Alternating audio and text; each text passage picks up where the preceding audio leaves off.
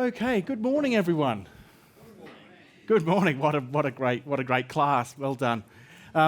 Thank you so much for joining us. Welcome. We are really excited here to be launching what we call our Trade in Transition Research, supported by DP World. This is year 4. This is the second year for launching it here in Davos, which is wonderful. I'm still not used to the cold, but we are really pleased to be here. Really excited about this research, and it's one of my favourite topics. So we've only got an hour, but there's a lot to talk about. Before I jump into the research, quick bit about me. My name is John Ferguson. I head up our sort of new globalisation practice at Economist Impact. So Economist Impact, for those who don't know, you can think of us as a think tank with the reach of a media arm. We work with partners like DP World to do what we think is great research and then amplify that around the world. So that's enough of an introduction. The plan for this session, and please feel free to eat. I know there's a lot of food at Davos, but please feel free to eat. The plan for this session is I'm going to share the highlights of our research with you all for 10 to 15 minutes. And I'll be strict on time because we have a great panel sitting here, which I'll bring up about 8:15. And we'll have a 40-minute discussion, and then hopefully, if I run on time, we'll have 5 minutes for Q&A at the end. So let's get started with the session. Some research highlights. Now, as I mentioned, this is year 4, something we're really proud of, Trade in Transition, year 4. Before I share the highlights with you, I want to tell you a little bit about the research first. So we started this 4 years ago with the support of DP World because we wanted to understand trade in transition. We wanted to understand how the private sector is confronting global trade. And it's been quite an incredible 4 years, to be honest. Think about how much has changed since 2019. But that's the point of the study. How is the private sector across the world, and we survey 3,500 sort of executives, chief operations officers, supply chain officers, procurement, trade people, to see how they're responding to global trade. And we've been doing this survey now for 4 years. We complement that survey with expert interviews. Some of you may be in the room that have taken part in the project. And for the last couple of years, we've also added GTAP. So GTAP is a sort of trusted, sophisticated global trade model. And I'm just going to, we did 3 surveys in the report, which I'll send you to later on, but I'm just going to touch on one sort of GTAP scenario in about 5 or 10 minutes. But that's about the research. The entire focus is to understand how is the private sector across the world dealing with global trade. Now, to start with, maybe it's not a surprise, but our survey suggests that executives that we survey are quite optimistic about the world. Now, I'm an economist, I work for the Economist Group, I worry about geopolitics, I worry about climate change, I worry about all these sorts of things. But when we ask these survey executives what makes you optimistic, both on the export side and their import side, it's about new demand. Now, you can see all these other things which I won't go through, but they are optimistic about new demand, both new demand in new markets and extra demand in markets that we're already in. And even on the import side, they're most optimistic about new demand. So there's a little bit of friction there to me between looking at the outside world and the global economy and seeing the optimism of executives, but it certainly came through in the survey. Now, one of the things I've been fascinated with, and I'm going to ask our great panellists in 10 or 15 minutes about, is supply chain shifts. Given this complicated world that we all look at, how, geographically, how are companies shifting their supply chains and what's driving those decisions? Now, we've asked this question for a few years, but I've just got 2 years highlighted here. Diversification is clearly the dominant supply chain strategy. So for the last 2 years, almost 50%. Now, that is things like ending single sourcing, maybe bifurcation of supply chains, but basically diversifying your supply group. I'll skip the circle and I'll come back to that. About 20% is regionalisation, so bringing those supply chains or production within your region. And unfortunately, I don't know if there's any policymakers or politicians in the room, but there's not much reshoring. I know most politicians want reshoring, very, very, very little reshoring, but mostly diversification.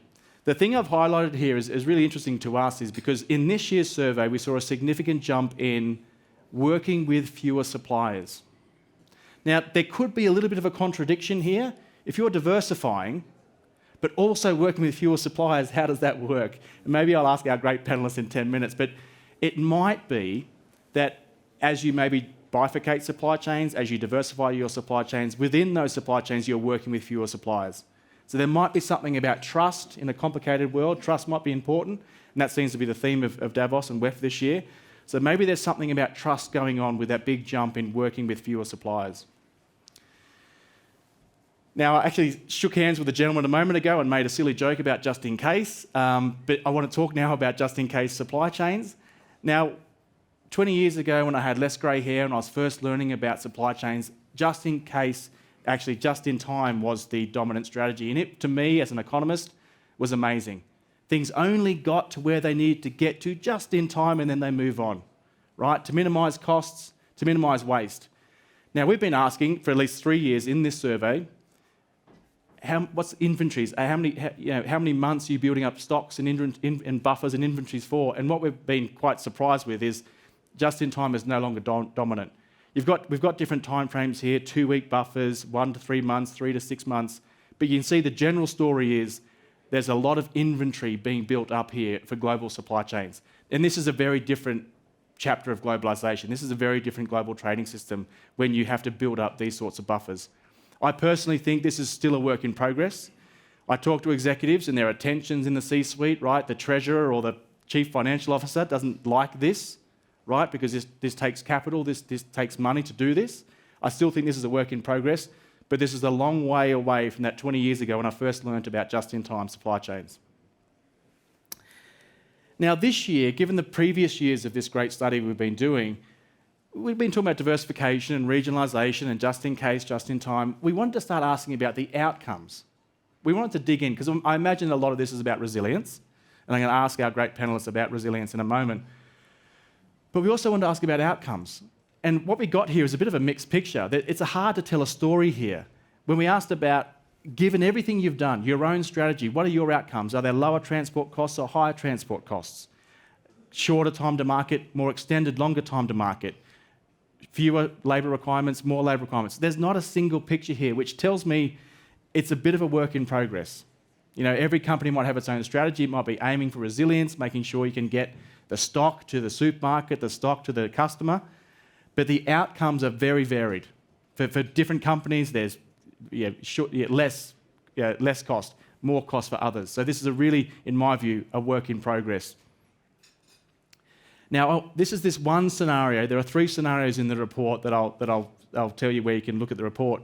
But I just want to share one scenario that we did and we used in the GTAP analysis. Now, this is why I think this research and these conversations are so important, because if we don't work together, if we don't keep talking, if we don't rebuild trust in global trade, this is where we can go. And I believe in trade, I believe in foreign direct investment, I believe in globalisation. We don't want this, but this is the potential outcome. So we modelled a scenario where we broke the world up into fragments. Now, we borrowed from our colleagues at the Economist Intelligence Unit. We had a Western bloc, we had a neutral bloc, and we had an Eastern bloc of countries, right, in terms of how they're sort of geopolitically aligned. And in this scenario, we said, what if the East and the West completely stopped trading high-tech goods? Right? It's hypothetical, but it could go that far. And this is the outcome. No one wins. No one wins when we put up trade barriers. The global economy is almost 1% smaller. China is almost 2% smaller. But also, so is the Western bloc and the Eastern bloc. The neutrals are a bit sort of not impacted, but prices rise everywhere. So the more barriers we put up to global trade, prices rise everywhere. Now, there are 3 scenarios again in the report, but this is just one of the things I wanted to mention, why this is so important, these conversations are so important, because we want to avoid global fragmentation. Now, geopolitics is a thing. We're not going to solve, this is not about geopolitics, but what's fascinating to me is how companies, global companies, are responding to geopolitics. In last year's survey, that's the 96%. In last year's survey, we asked, are you responding, that sort of thing, and almost 100% said clearly, definitely, we are responding and making supply chain decisions because of geopolitics. So this year, we wanted to ask, well, so what?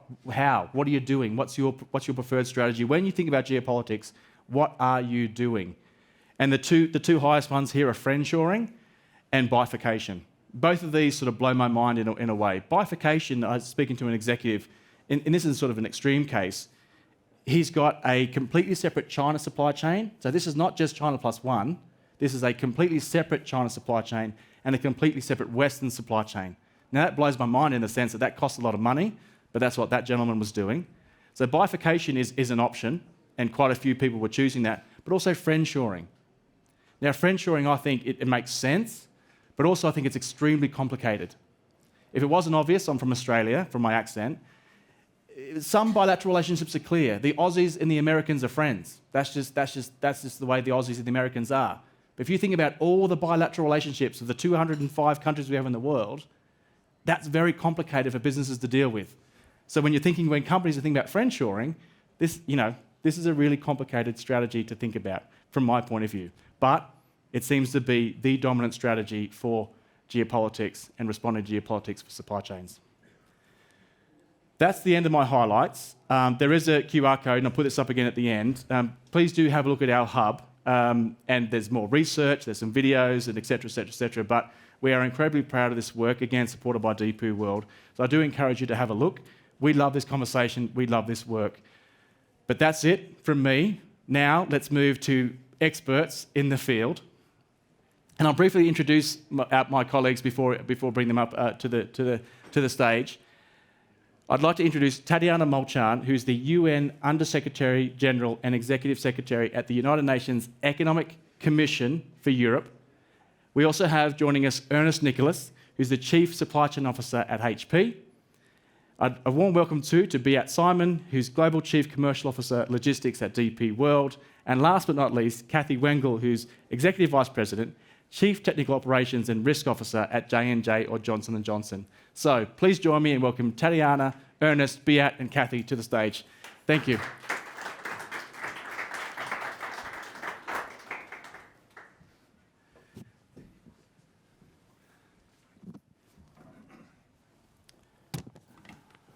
Wonderful. Thank you so much for joining us on stage. There's a lot to talk about. Geopolitics, not going to solve that, but how companies are responding. And hopefully you saw in that research, I still think my view is supply chain strategies are a work in progress. I think if anyone, maybe, confidently people say I've got everything sorted, but I still think this is a work in progress when it comes to supply chain strategy and trade in transition. So we've got a few areas I want to talk to our great panellists. We want to talk about the response to geopolitics, some resilient strategies. We'll bring in sustainability because we've got some real sustainability experts here on the panel. And then again, if I manage my time correctly and keep an eye on time, we'll have 5 minutes Q&A at the end. But Ernest, maybe I can start with you. I'm really interested in not necessarily solving geopolitics, but that response and that sort of balance between everyone needs to manage costs. Economics matters in supply chains, of course, but we have geopolitics we have to deal with. How are you sort of thinking about balancing these competing objectives, these sort of conflicting objectives, when you manage a pretty sophisticated supply chain for HP? Sure, thank you. I appreciate the question. I think you somewhat answered it as you posed the question, and just this notion of it's a balance, right? You can't lean too far one way or the other. It's one thing to talk about geopolitics and all the complexities that come with it. But geopolitics, to me, is just one element that must be considered when you're thinking about how you design a supply chain, right? There's geopolitics that could potentially become a disruption. There's labor that could potentially become a disruption. There's component availability, just to name a few. You've got to think about all of these when you start to talk about designing your supply chain and thinking through what is your ultimate resiliency strategy. When we consider it, again, we look at it as one element, but we very much so respect where we are today. Right? There's been countries that we've relied upon, that we've been heavily dependent upon, that have honestly formed the cost basis that has made this company very successful. Now, with that being said, that doesn't mean that we don't have to make modifications, just given some of the recent complexities that have been added. So we've thought about how do we diversify. We've thought about bifurcating, whether it's within our own network, it's our network of suppliers, it's our component suppliers, into the different tiers of our network. But we've thought about it from a perspective that we're measured and we're calculated, but it's all in keeping and maintaining that balance. And thinking about, I'm biased because of the research, but some of that diversification, regionalisation, have you had to make some of those decisions?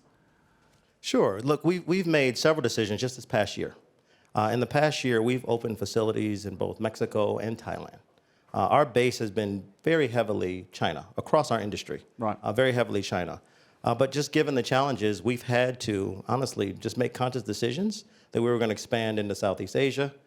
We opened, like I said, in Thailand, and then in North America, predominantly in Mexico. But all of that, we're not going any further than 25 to 30%. Yep. So we're moving 25 to 30% to those different locations, still maintaining China as our core, but allowing ourselves to have that resiliency to not be so dependent upon one geography, just given just the nuances of what's occurring out in the marketplace these days. And compared to a few years before those decisions were made, you feel more resilient? Does your system, your whole complex structure feel more resilient now because of those decisions? Quite a bit more resilient. Yep. I think the balance is also making our operation more flexible. And I think that's what's more important. There are benefits to this. Yeah. When you get into what I will say is the objective piece of supply chain design, the network optimization, and how do you optimize for cost, right? Having multi-sites is not exactly a bad thing, right? Especially when you think about proximity to customer and what that can mean logistically. So we've been able to re-optimize, but the point that you just made, and I'll continue to say it, resiliency is not free, right? There's a cost. And it doesn't matter what you want to get into, agility, resiliency, sustainability, there's a cost. It's a matter of aligning with what the customer's needs are and what the customer's desires are so that you can ultimately still be successful as an organization. Absolutely. Thanks, Ernest. Kathy, I want to bring you in again. Like I can only imagine, J&J, you got a lot on your plate. Again, not solving geopolitics, but how are you thinking about this balance and being resilient, but you do have to take account of the geopolitical situation we face. How are you balancing those sort of competing objectives? Sure. Well, I think it starts with your supply chain design and your strategy and making sure it's customer driven. Because if your supply chain isn't designed for what your customers need and where you're going, it doesn't matter the geopolitics, you're going to have an issue. So if you start with that basis and that, to your earlier point, is always evolving. We have evolved our supply chain for 137 years. We will keep evolving it. But as Ernest mentioned, as we looked at our risks across our enterprise, really for the first time in a long time, geopolitics entered into that top tier. So we always have, there will always be swings. There'll be moments where we're great friends with someone, and there'll be moments of tension. So I think, number one, making sure it's designed as the customer needs. Number two, it's how we engage and show that industry can work with government and be a force, frankly, for good. We can't change geopolitics, but we can make sure our voice is heard, particularly in our industry. In healthcare. And how are you doing that? That's fascinating. How are you making your voice heard? Great question. I'll give a shout out to the man in the back. So my government affairs and policy lead, Kevin Buckley, is here.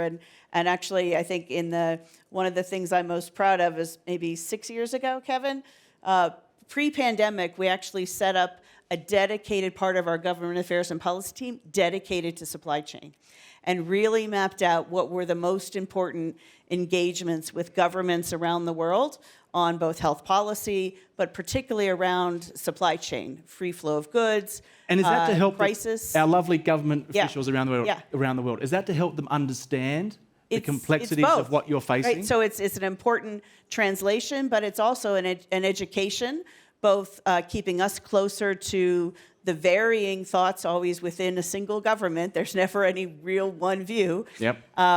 And what they're trying to achieve, and also helping educate. I think what we saw in the pandemic, unfortunately, was a general lack of understanding in many governments of how supply chains really worked. Right. There were assumptions how they worked, but as we saw when borders started to close, when the tens of thousands of phone calls to make to keep a small supplier open that a country thought was non-essential, until they realized they were providing that one little piece that went into making tubes to make the vaccine that we were making, for the world. So it really keeps a sense of priorities and important two-way dialogues. Again, this is part of managing for the long term, but also when things get hot and tough, having those established relationships, makes it important.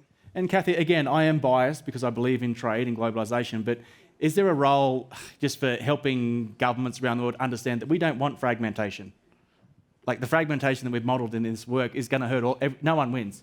Prices go up. Maybe there's one or two small little winners who get protected by some trade barriers, But is that part of the conversation? Can you guys tell the government officials we don't want this fragmentation? So we, one of our positions, for example, is the free flow of goods. We should be able to design our supply chains and make our choices where they make sense for our customers, within the regulations, within the spirit of the kind of industry we're in. At the same time, we have to respect every government official is elected by their populace. And they're accountable to their citizenry, right? So we have to respect that and have that dialogue and have the education, but where we can bring numbers, where we can show that sometimes what a country may assume is a helpful policy actually could hurt the access to care or other things, then we can work together. But it's really about having that dialogue at the right set of levels. Yeah, thank you. I didn't mention it in my opening, but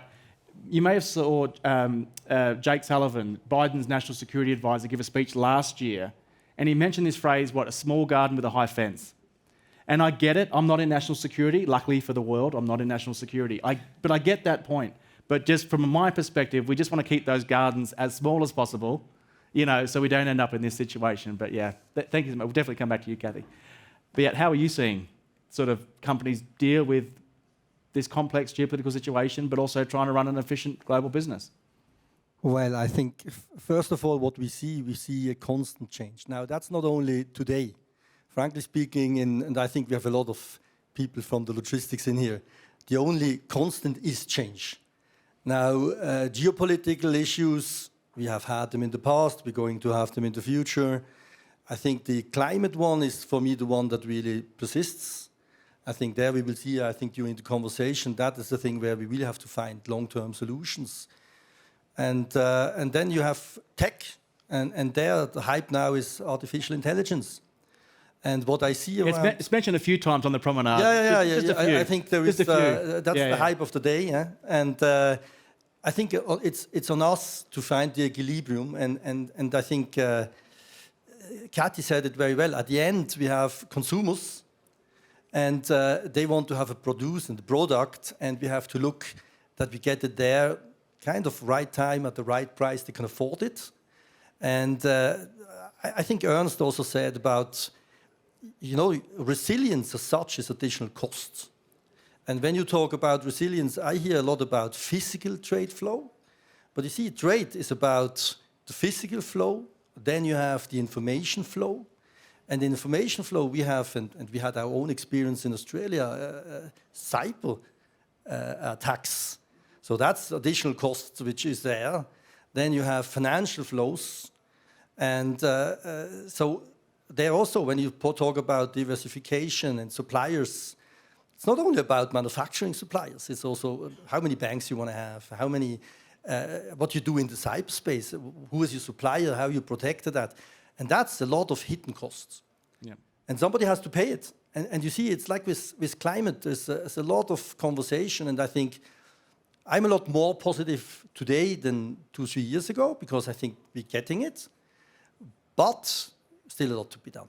So, and then when you talk to our customers, you see the shift. And I think you mentioned that. You go China +1, then the nearshoring. And friendshoring I think it's really created by you, the name, The Economist. But friendshoring is also a political term, because it depends on the perspective who is your friend, and how long that person is your friend, And everybody knows in here that changes, Friends change, unfortunately so. Now, what we are doing and you see, we are a logistics provider, and we also provide infrastructure.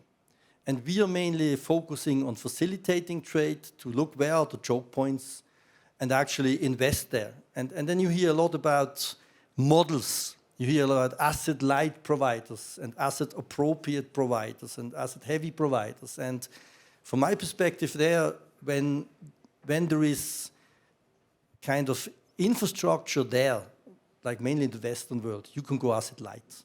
Now, if you go to Africa and to new markets, you need to have a certain degree of own infrastructure, and you need to invest in infrastructure to make it happen. Right. And I think I see a lot of progress there. Right. Thank you, Spiat. Thanks so much.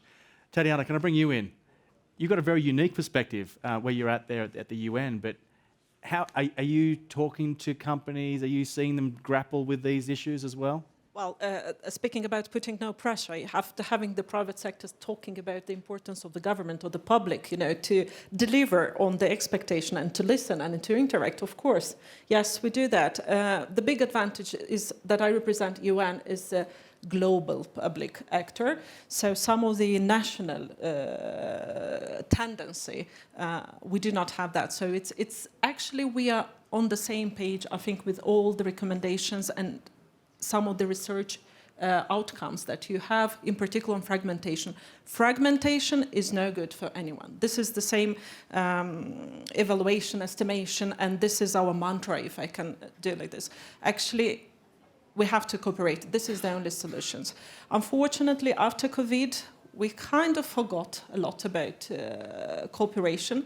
COVID is not over, and I agree with Bert that we have, the only constant thing now is that there is nothing, everything changes. That is the only, and we operate in doing policies because we are policymakers, global policymakers, even if it's a regional commission, but it's with global policies and norm setting. This is how we operate, that to allow, to manage risks, but also to create policies that allow interaction and cooperation.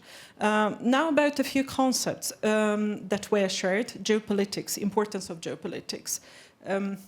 We interact with the business sector. How do we support in securing the supply chain? I think in one of the graphs that you showed, it was the last point on administrative costs and things like that, and we saw a very different perception on how much they influence. They do influence a lot. Our analysis said that non-tariff barriers actually affect now much more than tariffs, the trade globally.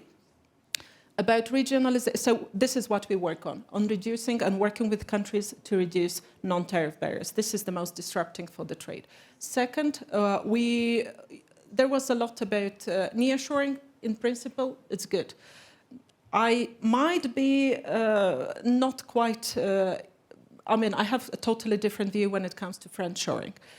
It's a concept that, it's a very political concept. And when I see companies investing so much in looking at friendshoring, it doesn't look like really an economic type of approach. It's still a very political approach. I think we should work differently, not focusing on friendshoring. Yeah, no, interesting. But just on friendshoring, I'm fascinated by it because I think it's so complex. Do you think companies are wasting money and resources trying to understand friendshoring because it's so complex?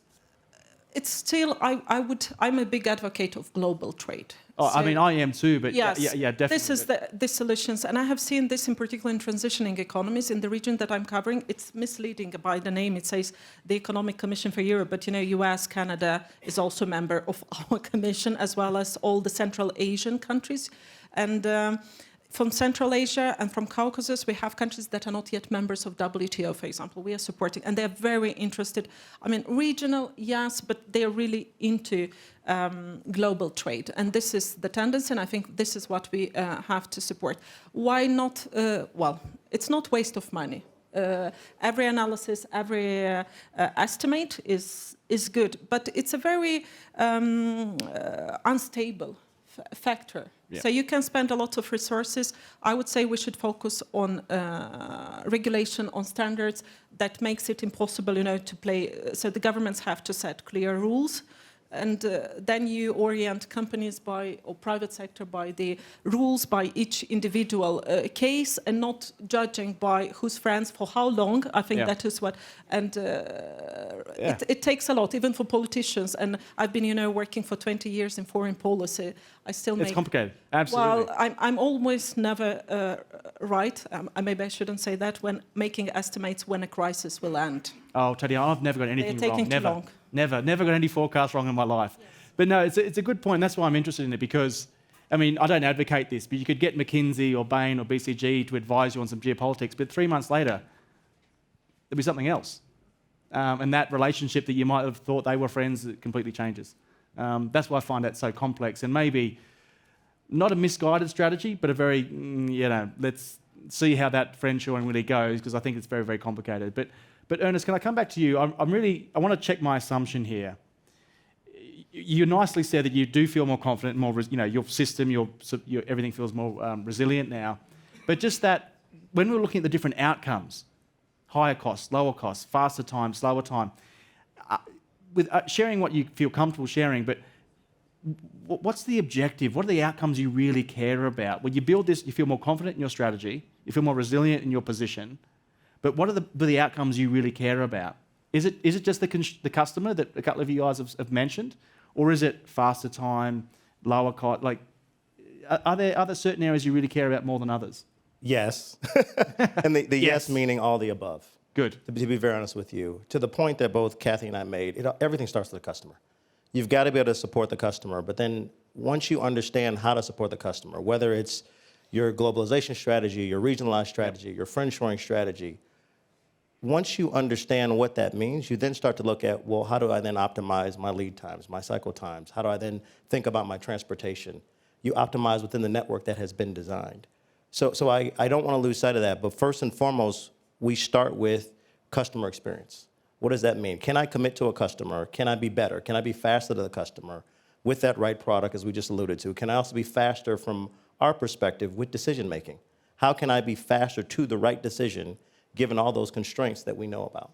Yep. Right? We can talk about the fundamentals of supply chain all day long. The concepts are very generic to some extent. Yep.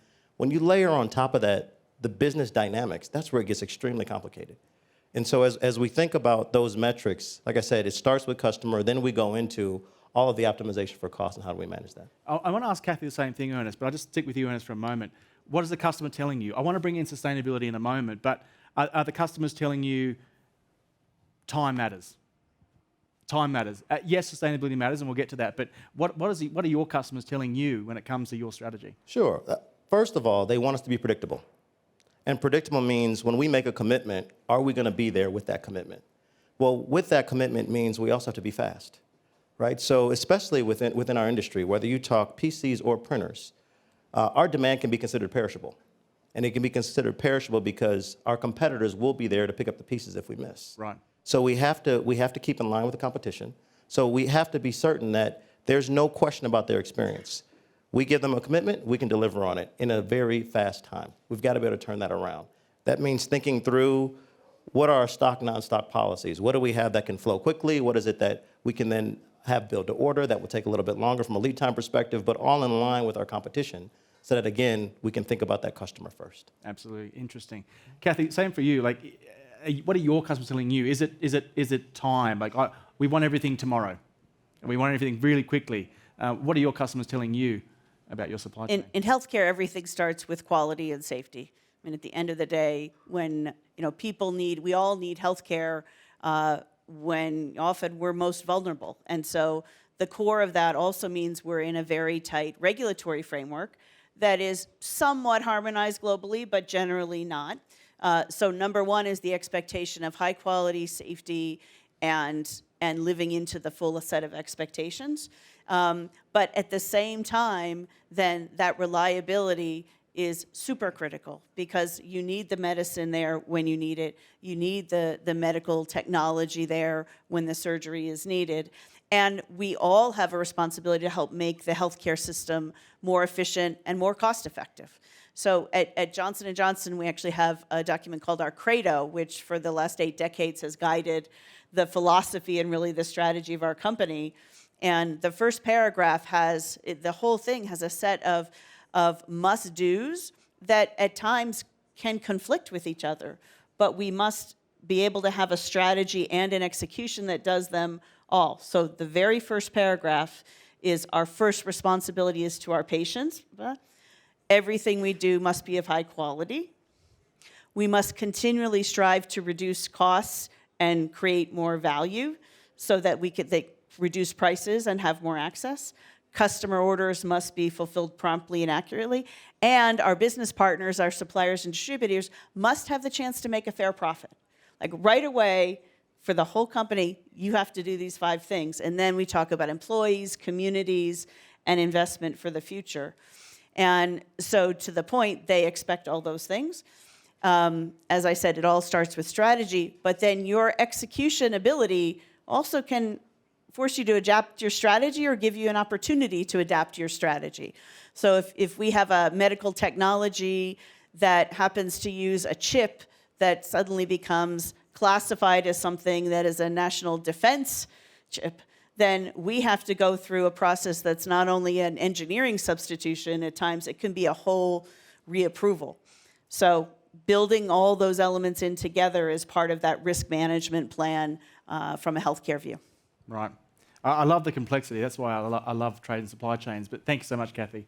But yeah, can I bring you in? I don't need you to maybe talk specifically about that working with fewer suppliers point I made a moment ago, but I want to just ask you about trust. Is trust now more important than, I mean, if we were sitting here 20 years ago, we would have said, yes, trusted partners is important, but is trust lacking in global trade and supply chains? Are you seeing your clients and customers and partners actually trying to build trust with their selected most critical suppliers, for example? Is this something you're seeing out there, the need to make sure you have trusted relationships with your key suppliers? That's a good question on trust. Now, let me try to take a bite at that. I think, look, on the trust side, what does it mean for me in supply chain? Is you hear all this complexity, no? And we are a logistics supplier and a partner. Now, the trust actually for me is the understanding what is happening. And if Ernest has a change and he wants to diversify or he wants to have this strategy, etc., you need to have a partner who understands and who can move with you at the right speed. And for me, the trust there is actually you have competing supply chains. You see, you need more and more, you need a supply chain with all the stakeholders that reacts rather quickly.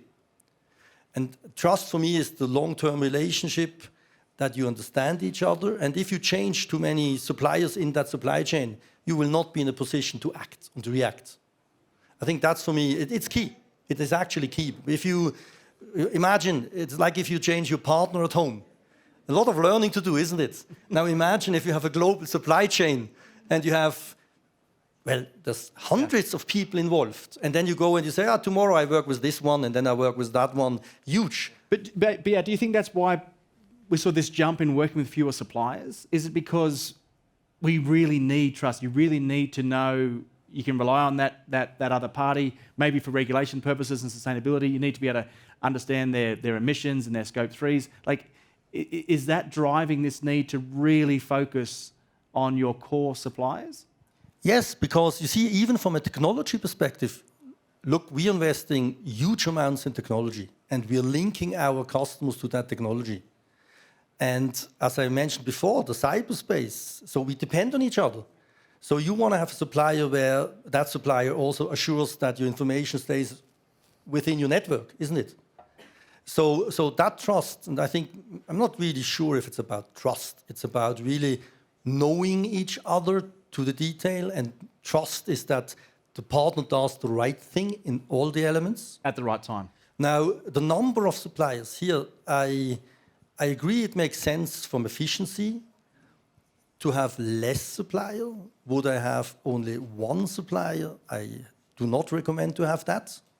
And then if you go to fewer suppliers, you also have to see actually, it's, I think we have to look also at the raw material sourcing. It's, when you talk about the suppliers, be careful that those suppliers are not sourcing from the same source.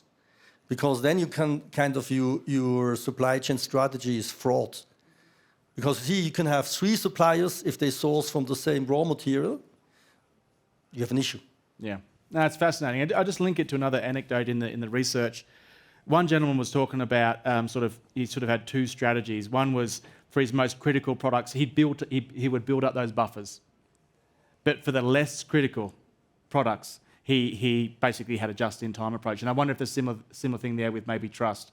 When you really, really, really need it, you might work harder on those with those particular partners. But when it's, I don't know, easier to get, not as critical to your business, maybe some of those, the depth of that partnership isn't as high. John, maybe just to make a point there, and I think kind of Kathy mentioned that. Look at health. In health, I believe there will be a certain area of forced nearshoring. Why? Because, let's say, I'm not the specialist in health here, but if you have about antibiotics, you want to maybe have them produced in Europe and not somewhere else where somebody can simply pull off the plug. If you talk about semiconductors, you might be a little bit more independent, that your economy is not getting hurt. So I think there is certain areas, for certain industry and for certain products, it's different. Yeah. No, I do understand that. I do understand that. So let's, Tatiana, can I bring you in? I want to bring in the sustainability angle, because as wonderfully complex as this all is, companies are still getting pressure and also want to be more sustainable. How is that interacting with all the other elements, the customer focus, the resilience focus? How is sustainability feeling into this mix? I was actually thinking to bring this point into discussion, sustainability, and first of all, for example, impact on climate, yes? And for me, it was very interesting. You were asking, I mean, how do you interact with private sector? For me, this discussion here is also very indicative. And I've been hearing what are the key elements that are of concern for the private sector. Yes, climate as well, but it's always, I mean, the customer-driven approach. And yes, climate is there, but there are other aspects, let's put it that way. And here where I see our role as a global institution, but also government's role to see how we deliver and make sure that we have to work together with the private sector to identify the right instruments without putting too much pressure, because sometimes when we put additional taxes and we foreseen that that might be counterproductive. So this is a key priority. We have to identify the right tools to do that. I might say that only encouraging is not enough. You still need some regulatory instruments. Otherwise, it's not working. Otherwise, you'll be still in a competition. And if someone is not doing that, then it's tough to continue on the market. And I want to refer to something that Katie was mentioning about everyone having different approaches, different standards. Harmonization is key. And again, this is a call that I want to make, I think, because it has to be driven a lot by the industry. And I come from an institution that for 75 years was doing exactly this, standards and harmonized approaches. Because, for example, if you take your cars, any cars, these are standards, windows, seat belts, everything. This is EC standards. And we can all use the cars because we have this harmonized system. The same goes for supply chains, for all the procedures. We need harmonized approaches, and this is doable. That is the key word. While it's more difficult to predict politics, on harmonizing aspects, this is one way really to deliver. Another thing, the perspective of countries in transition or developing country. Right. I really want, again, to speak how important and sometimes disruptive. We talk a lot about technologies, AI. Yes, some say that it brings, equal footing. No, we see still the countries that are developing countries struggling more with that, and we need to support that. So this is another thing that we are working in to make sure that in all this, securing, developing, we do not leave behind the countries, the transition economies or developing countries. This is key. Absolutely. I do want to come back to AI. We'll definitely touch on AI because we have to. But Ernest, I just want to stick on the sustainability point. And I should have mentioned it earlier, but CBAM, the Carbon Border Adjustment Mechanism, is coming. And I'm going to forecast, and maybe I'm wrong, because I've got plenty of things wrong in my forecasting career.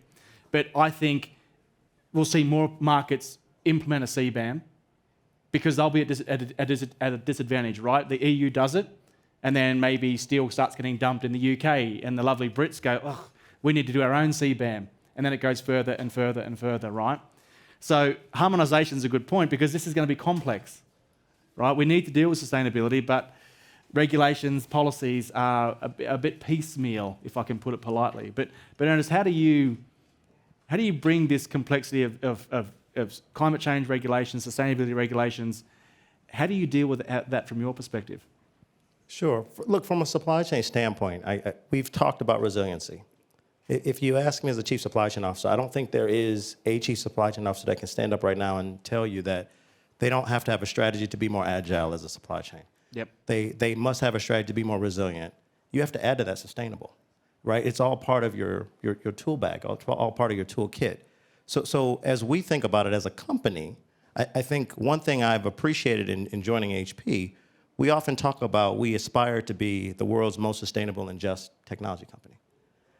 In that, we have, I'd say, a wide range of aspects that we're going after, but they fall under 3 pillars, right? We talk about human rights, we talk about climate, and we talk about digital equity. Obviously, the digital equity, given what we do, making content available is important. The human rights aspect, when you talk about whether it's friendshoring, you talk about regionalization, globalization, what suppliers we use, being certain we're responsible from a sourcing perspective, being certain that we're diverse in how we choose our suppliers, how we're diverse as an employer, we're engaged as an employer. All of that comes into play as we make decisions. I appreciate it because, again, all that falls within my realm, right? When you talk about sourcing, right, source is a key element of strategy as you think about supply chain, whether it's direct or indirect. All that you have to think about, you have to process, you have to be certain you're considering. Similar with climate, we talked about transportation. Barrett made a lot of comments about it. We're consistently considering it. We move a lot of goods globally, a lot of goods, and we're moving a lot of goods internationally to multiple markets. It's something that we consider on an ongoing basis. What is that footprint? We think about our product. We think about the recycled content in each of our products. I'm excited to see that we continue to add quite a bit of recycled content into our printers and our PCs. So there's a story to tell, but it all starts with, again, supply chains, agile, resilient, and sustainable.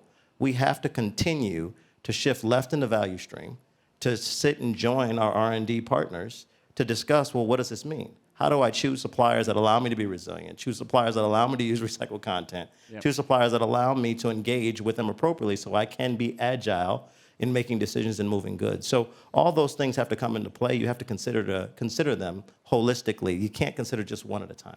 Absolutely, absolutely. So in 5 minutes or so, I'd love to come to the audience for some questions, so get your questions ready. But Kathy, can I just bring you in? I want to ask about technology and AI and give our colleagues a chance to have a say as well. But where does technology and maybe AI have the biggest impact? Is it dealing with efficiencies and costs? Because all these strategies we talk about cost money. Is it sustainability, keeping on top of regulations? How are you using technology and possibly AI to deal with any of these areas in your business? So the evolutions in technology are fundamentally changing healthcare. The intersection of science and technology is allowing us to develop medicines, medical technology, cures at times in a way we never could before. So it's almost impossible to think about a product without the technology around it, and that technology can be population data. It can be data science and how we design our clinical trials. It's creating the footprint of the product as it's in product development. So from a supply chain view, we can use that digital twin and manage the critical quality to set up the supply chain to be able to compare and contrast sites and supplier performance. It allows us to then monitor those products over time, right? And then the ultimate is to create the outcomes data to show that your healthcare treatment, how effective is it? Is it the right cost-benefit ratio in adverse events or in achieving the outcome goal? Is it the right cost efficiency for what is needed? So the technology is allowing us to build that digital thread of healthcare in a completely different way than we could in a manual world. Now, within that, depending on the area you're talking about, certainly transforming how we do manufacturing in pharmaceuticals. It's building out surgical robotics. It's transforming how surgery is done. So, imagine a world which we will get to where with the beginnings of robotic surgery, which today is still very niche, but the vision over time, and this will take time, is, imagine you're in any place in the world, and with the ability of robotic surgery, that for a particular type of surgery, you're a surgeon who's just out of medical school, that their hands can be guided via technology by AI algorithms that are based on the best surgeons' outcomes in the world. Not needing some surgeon even on a TV screen somewhere, but really guiding that surgery based on data. Extraordinary ability to change health equity around the globe. But that's going to take technology costs going down. It takes the connections that we build across. And lastly, I'd say, though, the bottom line is it's all about the data. And it's about the quality of the data you have yourself. And it's about the data sets that you invest in to connect your decision processes to, and the data sets you're, as a company, contributing to help make the world and things run more efficiently. So that's a bit about the way we think about it. Absolutely, absolutely. Tatiana, can I just bring you back in? Because I think when we were preparing for this, you were talking about technology. but how are you maybe supporting, and you just made a great point about emerging or developing markets, but how are you supporting companies understand the opportunities of technology to help with all these challenges? I would say that we work more with governments in this case, Oh, right. to create the possibility for companies to use the technologies, because technologies is really a way to support, and this is really what we are focusing in. One good example, recent example, we have worked with the Central Asian countries and Caucasus in developing a roadmap for digitalization of transport corridors, because so far, I mean, transporting something from Kazakhstan, I mean, even to Europe was taking a few hiccups, along the road. So this is a very concrete way how we are supporting that. We also work with traceability a lot, so we blockchain solutions for traceability. This is some of the ways that we are supporting concretely. Are you optimistic? Are we going to see some positive progress here? Yes. I mean, I'm more cautious whatever involves AI, because the questions of how it is managed, exactly, that is a bigger question. When it comes just to technologies, let's put digital. Yes, I'm very optimistic, and this is one excellent solution. This is you were asking questions like what are the solutions? This is the solution. Just one of the tasks that I see for ourselves, that we make it more equal and balanced among different countries, so that everyone has access equally to that. And this is why we are mostly supporting developing countries in this. And you play a big role in that. Yes, that's what Absolutely. we try to do. Absolutely. One last question before we come to the audience. Beat, AI is everywhere on this street out there. Is the hype real, particularly when it comes to trade and supply chains? I think yes. I think, but it's not only about AI. It's artificial intelligence is a part of it. Personally, I believe when you look at the end-to-end supply chain, I think it's a mix between the outcome of the artificial intelligence plus IoT, the sensoric, okay, plus robotics. And there we see, I wouldn't call it a revolution, but fast evolution.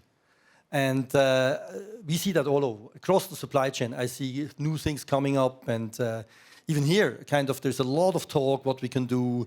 I just spent some days in Las Vegas at the CES, at the consumer event. Incredible. And again, not a revolution, but fast evolution. It's going to change a lot. All right, so it is exciting. Okay, good. Right, let's turn to the audience. We do have a microphone. Absolutely. So, any questions? At the Economist Group, we love hard questions. We've got two gentlemen, or three actually. So let's see if we can maybe start here in the middle and then go across. And I think we've got time to get at least those three in. Good morning. My name is Simon. Thank you so much for the panel. It was very inspiring. Just one question maybe to Ernest and Katie. I was wondering how your role in the excoms of your companies has changed with COVID first and now the geopolitical crisis.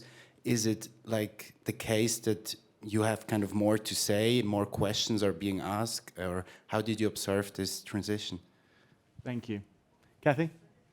So certainly, yes. As the pandemic unfolded, we had not only R&D ongoing to develop the vaccine, but certainly our first fundamental responsibility to make sure we could continue to supply every patient who needed their medicine, which we did, and the medical devices and technology, which for the hospital systems, as hospital systems became overwhelmed with COVID, how we actually were pivoting what we were doing there to support the healthcare workers and the hospital systems.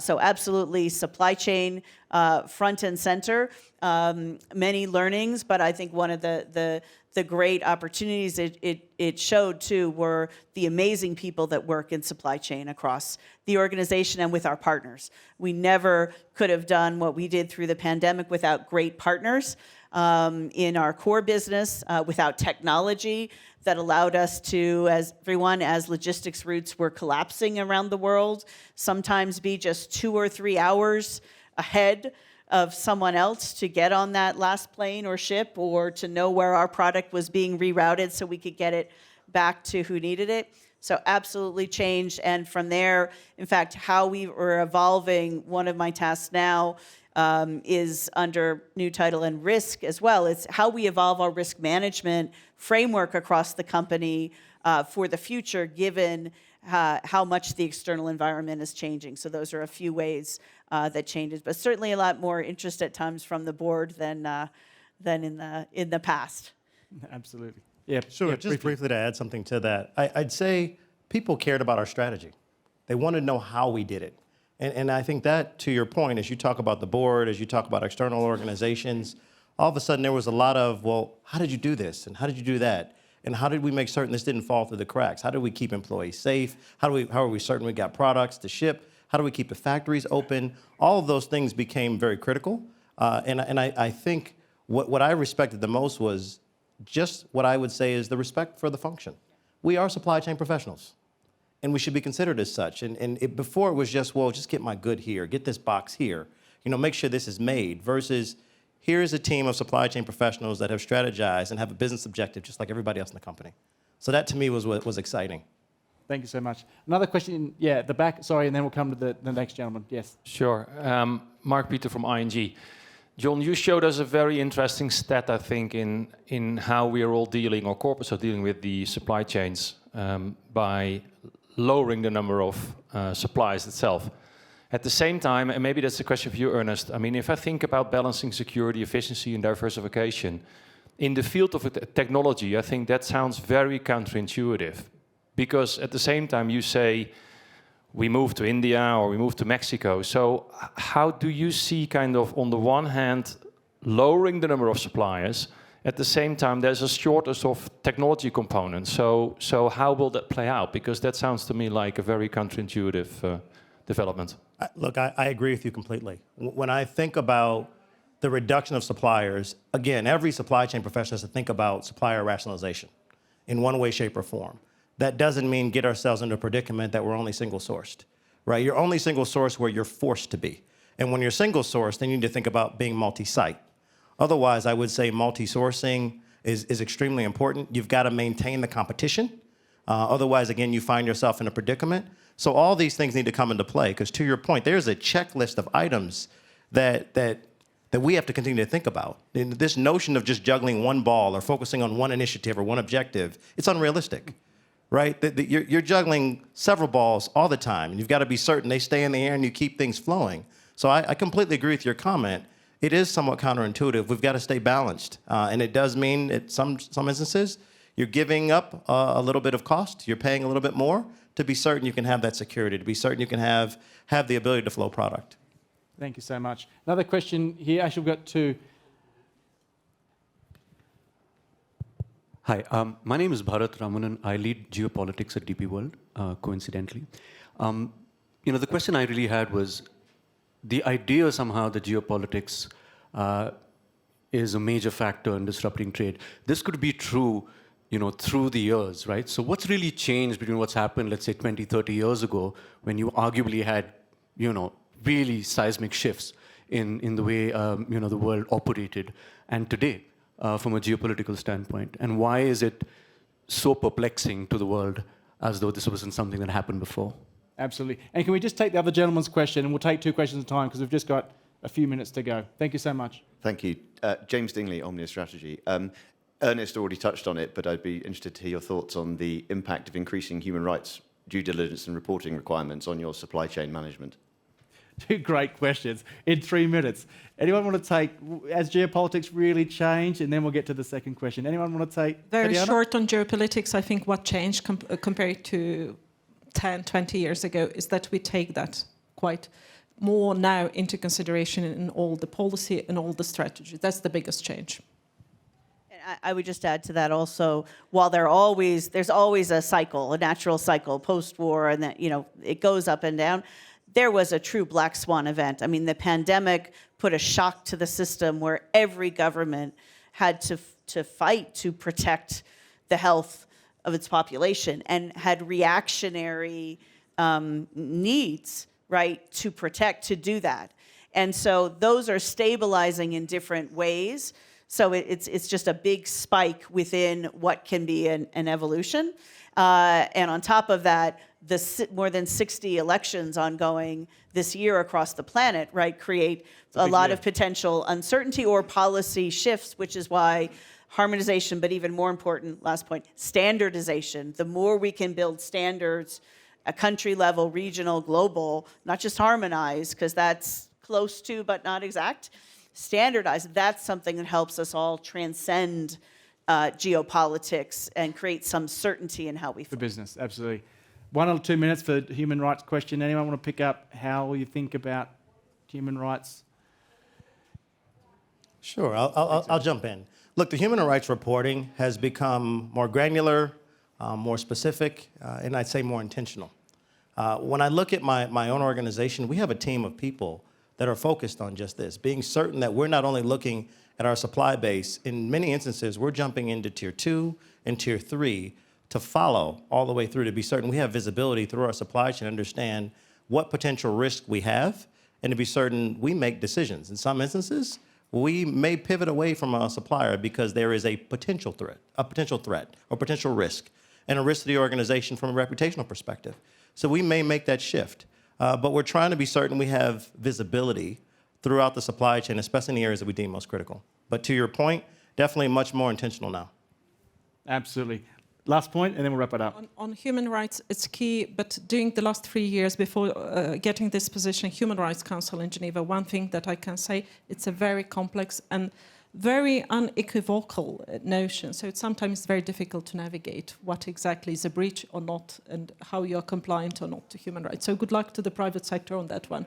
Public is struggling still to deliver on that. Absolutely. Well, personally, that's why I love global trade and supply chains and these sort of research and events, because the complexity around trade and supply chains is really, truly incredible.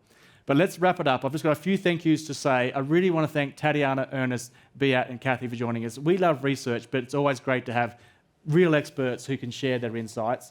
I want to thank you all for joining us. And I know Davos is busy. Thank you so much for coming. People joining us online. I am biased. Do scan the QR code and have a look at our work, and do let us know at Economist Impact if you have any questions. We love this work.